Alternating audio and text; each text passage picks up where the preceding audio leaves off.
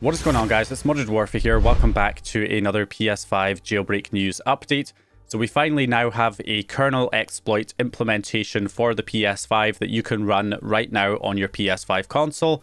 And this one came out of left field a little bit. Originally, we were thinking we were going to get a implementation with the BDJ exploit chained with this kernel exploit in order to be able to, access the exploit on the PS5. And Slayer's Gorvy is still working on that. However, Specter came out of left field here and gave us a implementation that uses a webkit exploit to trigger the kernel exploit instead. And so because of that, this will only work up to 4.03 because the webkit exploit was patched after 4.03. So it's still worthwhile for people on higher firmwares to wait for Slayer's Gorvy's implementation with the BDJ exploit because it wasn't patched until 5.00. Which means his implementation should work on 4.50 and 4.51 firmwares, whereas Specter's implementation here, because it uses the webkit, is only going to work up to 4.03. However, if you have a digital edition console, then this is great news for you because you can take advantage of this 4.03 exploit, providing you have a PS5 that's on 4.03 or lower. So that's what we've got here so far. So obviously the exploit is quite unstable at the moment. The webkit seems to be fairly stable, but the kernel exploit's a bit unstable. So it's quite common to get crashes when trying to load the exploit, and you'll just have to reboot the PS5 and try again. So don't worry about that, that's normal. If you want to test the exploit yourself, you can absolutely do so. All you need to do is go into your network settings on your PS5, make sure you've updated to 4.03 of course.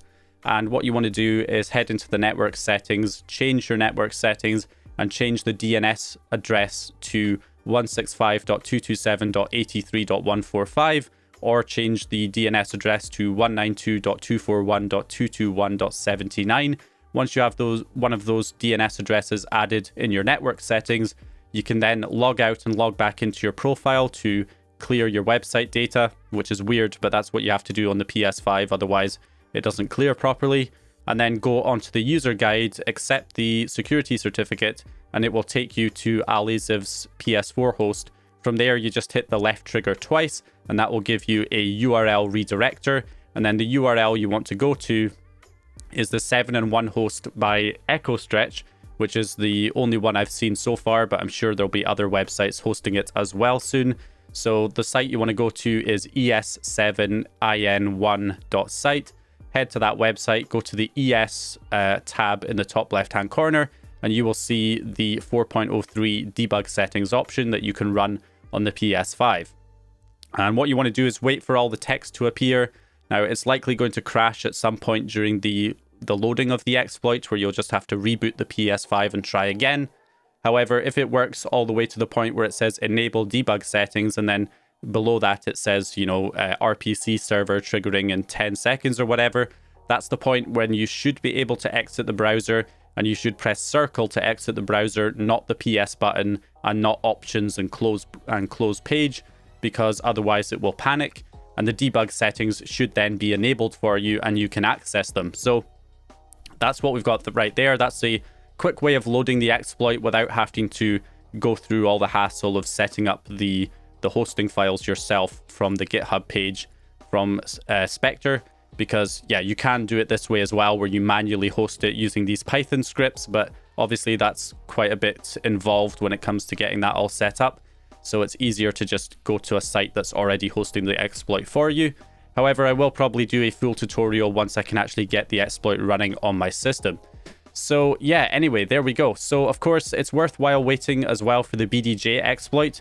I did notice this tweet from PSX Dev, who said that basically showing after Specter released his WebKit version, he showed here that he's also got it working with the BDJ exploit. So he's using the Blu-ray disc exploit to trigger the same kernel exploit, and you can see here in this picture he's got the debug settings running here as well. Also, Slayer's Gorvy himself has updated his implementation. He's added an untested sandbox escape, which is using the BDJ exploit. So clearly there's quite a lot happening at the moment. Everything sort of happens at once. So as things develop, I will of course update you guys more with more videos. But that's what we have so far with the BDJ exploit as well. So it probably won't be too long before we see an implementation using the BDJ exploit. which again, hopefully should work on slightly higher firmwares than 4.03, meaning 4.50 and 4.51 should be accessible. But right now it's 4.03 or lower. In fact, you do need to be on, I believe, 4.03 exactly in order for this to work. Even though this kernel exploit may work on older firmwares than 4.03, you have to bear in mind that I believe this WebKit exploit, this exploit in the WebKit only came up during an update to the WebKit, which basically added the font face set or something into the WebKit, which is some new thing that got added to the WebKit. So older versions of the WebKit don't have it, and therefore they're not vulnerable. So I believe it has to be 4.03 exactly in order to get this to work. Whereas in, you know, other situations, you might be able to use like an older firmware and still run the exploit. But in this case, it needs to be 4.03. So if you're on an older firmware than 4.03 on your PS5, you will need to update your PS5 to 4.03, which you can do with a USB drive. Again, I'll cover all that in my guide once I finally get the exploit up and running, hopefully. And I'll show you guys all of that stuff in that video, which will hopefully be coming fairly soon, if not later tonight, maybe tomorrow. But yeah, that's what we have for now. So again, we are now 2 stages out of 3 in terms of getting a full jailbreak for the PS5. Now, as I said before, to get a jailbreak on the PS5, you know, you need a 3-chain exploit. With the PS4, you only needed a 2-chain exploit. You needed a userland exploit and a kernel exploit, and that was your jailbreak. With a PS5, you need a userland exploit, a kernel exploit, and then a hypervisor exploit as well. And then you have your full jailbreak. So we have 2 out of 3. We've got our userland exploit. We've got our kernel exploit now. We just need a hypervisor exploit. So of course, that's probably going to be pretty difficult. So I don't know how long that'll take. Could be weeks, could be months, could be years. Hopefully we'll get one sooner rather than later. There is obviously hope. Fail Overflow back in November of 2021. You can see here they obtained the symmetric PS5 root keys, and they said that they obtained it through software, which would suggest that they have some kind of bypass or hypervisor exploit.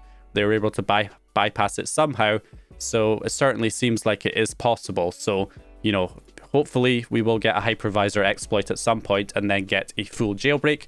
But at the moment, we'll hopefully be able to do things like, obviously we can access the debug settings. That's already been confirmed. But hopefully we'll be able to do some other things, maybe FTP server or some other way to access the file system and replace files on the PS5's hard drive. So we'll just have to wait and see what's possible here with this kernel exploit, because we are in very early stages right now. So yeah, hope you guys enjoyed this update or found the information useful. If you did, please leave a like and subscribe, and I'll hopefully see you guys in the next video.